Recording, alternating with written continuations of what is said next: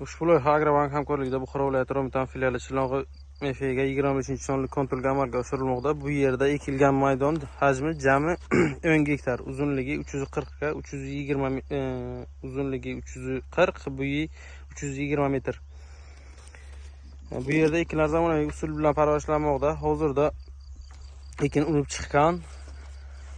Ekinlarni yetishtirish 120, 130 kun, 100 kun, 120 kun davom etadi. Yetishtirish jarayonida sug'oriladi va tabiiy mineral o'g'itlar bilan oziqlantiriladi. Ushbu loyihaga 10 ta dehqon xo'jalik biriktirilgan. Har bir dehqon uchun o'rtacha 1 gektardan yer maydoni to'g'ri keladi. Loyihani samarali amalga oshirish uchun lider tadbirkor Urganjiyon Haydar ota saxovati MCJ lider tadbirkor biriktirilgan. Ushbu loyiha bo'yicha har bir gektardan 120 tonnadan jami 1200 tonna hosil olish rejalashtirilgan. Mazkur ekin yig'ishtirib olingandan so'ng ikkinchi ekinga ham yuqori daromadli ekin turini ekish orqali yer egalarining daromadlari yanada oshirib boriladi.